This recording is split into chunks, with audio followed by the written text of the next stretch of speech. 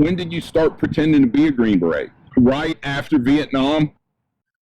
Oh, no, sir. I ran into a lady friend of mine named Linda Smith, and her brother was with RT Kentucky, and he was MIA, and then they declared him KIA a few years back. And that is absolutely true. On November 28, 1970, Special Forces Sergeant First Class Ronald E. Smith was on a top-secret MACV-SOG recon mission east of Adipo, Laos. The team was attacked by a North Vietnamese company.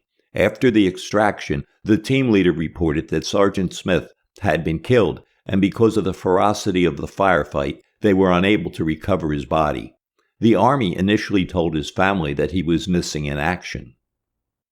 Eulogizing her older brother, Linda Smith wrote, "I spent the next 5 years waiting for him to come home. Now the government has left him in Cambodia or Laos, somewhere. They do not know or care. I am still waiting." Unfortunately, her agonizing was very common among the many families of MACV-SOG operators declared missing in action. I'd like to say I kind of started off just wearing it to honor these guys, and it just kind of got out of hand. No, you saw the respect people have for the soldiers of SOG, and you took it for yourself. You know your son posts like 12,000 pictures on Facebook? So now the son, who had great respect for his heroic father, knows he is merely a fraud. That must be more than a little difficult to cope with. I'm getting quite a few comments like this on the channel. Only 500 men ran recon with SOG, but everybody's dad in the comments here were in SOG. I don't know why that surprises anybody. Look, from the first time people started throwing rocks at each other, through century after century of warfare, people have embellished or flat out lied about their military service. Congress passed the Stolen Valor Act in 2006. It made it a crime for a person to fraudulently claim to have received specific military valor awards with the intention of obtaining money, property, or other tangible benefits. With the combination of the iPhone, YouTube, and the Stolen Valor law, the clown show began. Hey, sir. Hey, my son liked to meet you. He really admires guys in the Army. Hey, buddy. I'm Sean. What unit were you in? I'm with the 2nd Battalion Rangers. 75th? 2nd. We're 75th Ranger Regiment with the 2nd Battalion. What's your MOS? My MOS is 11 Bravo. All right. I'm what's called Attack 1. All I do is I go out on missions. Yeah, missions to Dunkin' Donuts. You're not on active duty service? No, sir. Are you retired? No, sir. Are you retired? Then why are you wearing this uniform? I went to a wedding. I went to a wedding. That explains everything. Did you know that you were in violation of the Stolen Valor Act? So then why are you wearing it? You should be ashamed of yourself. That is unacceptable and inappropriate and an insult to people who have died wearing that uniform. How dare you? Wow, this lady's nuts. Guess she forgot to take her meds. Man, I just wanna thank you. I just wanna thank you for your service, man. Thank you for recognition. But like, I was just wondering, what's up with those shoes, man? Like, the only way. The MOS that I am, these are actually issued to us because of the missions that we go on. We're required to be faster than. What's going on with the phone, man? Oh, come on. I'm dying to know faster than what? Unit 7. It's above the SEALs. Started team. I went to SEAL training. I had to go to the Top Gun school too. This is the Special Activities Division. That's for the Navy, Top Gun. That was my call name, Shadow Hunter. Shadow Hunter? My code name was Shadow. If he was my hunter, I sure wouldn't have bothered to lug around 400 rounds of ammo. Combat medical badge because I was a field combat medic as an enlisted man for Panama in '89. Master Army Aviators wings, Air Force Command Pilots wings, Master Parachutist wings, Air Assault wings, Command Missileer because I actually sat in a missile silo waiting to get that call from one person who can order a nuclear strike. And we all know who he is. I'm not going to touch that softball. Okay, it's top secret. Okay, and this is your unit patch right here? Yeah, because I love it. Because you love it so much? By your heart, right. Yeah. And why is your U.S. Army upside down? So like when I'm getting shot at and like I'm in the shit, right? I can look down and remember what I'm doing this for. You're stolen Valor. No, this guy is a total whack job. You're in the Army?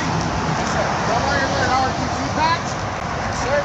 You're out here begging for money wearing an Army soldier uniform? Sure. You're not a veteran? Yes, I am. No, you're a piece of shit is what you are. Show me your veteran ID card. I don't have it, sir. Show me your veteran ID card. I don't have one, sir. Well, then take off my uniform. Somebody here is definitely a piece of shit. Here's an encounter I got involved in 2001. Of course, it wasn't filmed. Patrick Harrington, a local venture capitalist and a real piece of work, was a fixture at our local bar. He had been to my office and knew a little bit about my past. So one night, my wife and I were in the bar. It's short, maybe 10, 12 seats. Patrick's at one end and we're at the other. Between us, there's a guy seriously chatting up an attractive blonde. I hear him tell her he was a Green Beret.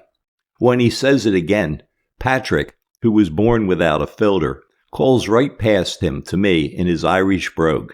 "Ken, is he full of shit?" Laughing, I reply, "Leave him alone, Patrick. He's just trying to get laid." The guy was embarrassed as hell, and they paid and left pretty quickly. But I sure didn't waste any of my time or energy with him. With 850,000 living Americans who served in Vietnam during the war, veterans groups never tire of telling us that 5 times that number claim to have served. Have you ever met anybody who served in Vietnam that didn't spend their time walking around the jungle or rice paddy with a gun? Helicopter pilots and door gunners are also popular. Of course, the ratio of support troops to combat troops in Vietnam was 7 or 8 to 1. But hey, if you're going to lie about your service, you're probably not going to settle for being a clerk. Green Berets were a big deal during the Vietnam War, much like the Navy SEALs are today. John Wayne made a movie about them. The Army presented them as larger-than-life figures in recruitment ads. Hell, even General Milley, decked out in his chest full of ribbons, felt the need to point out that he was a Green Beret. And I respect your service, and you and I are both Green Berets. So if you're going to fabricate your Vietnam service, why not go all the way and be a Green Beret? The problem is, if you say you're a Green Beret, people are going to start asking you a lot of questions, and you're going to have to do a lot of research to get those answers. But hey, there's an even better deal out there.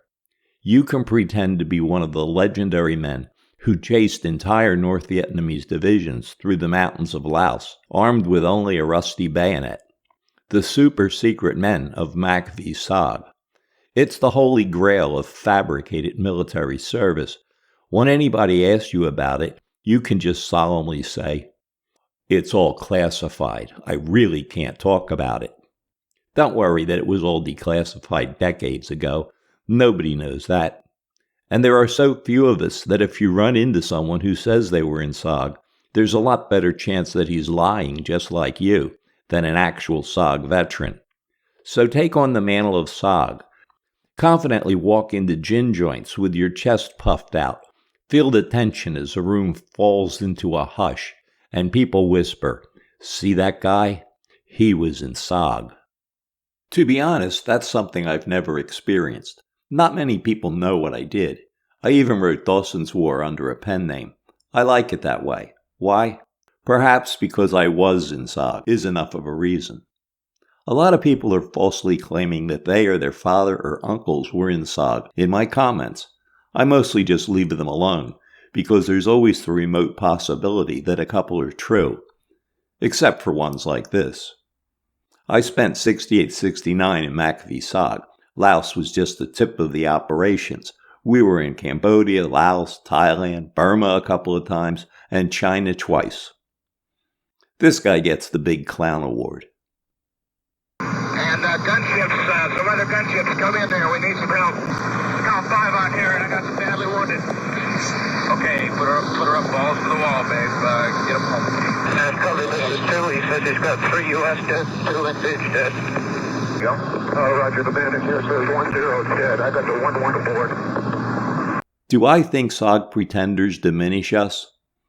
You gotta be kidding me. You will find my book Dawson's War worthwhile.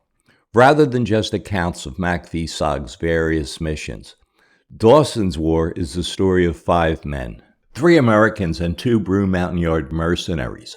I'll take you with us for a year. You'll get your fair share of gunfights in Laos, because we did. But SOG was so much more than gunfights. SOG was a brotherhood, and unless you experience the camaraderie we shared, you can't really know SOG. Through Dawson's War, these 5 men will become your friends, and like we do, you'll miss them when it's over.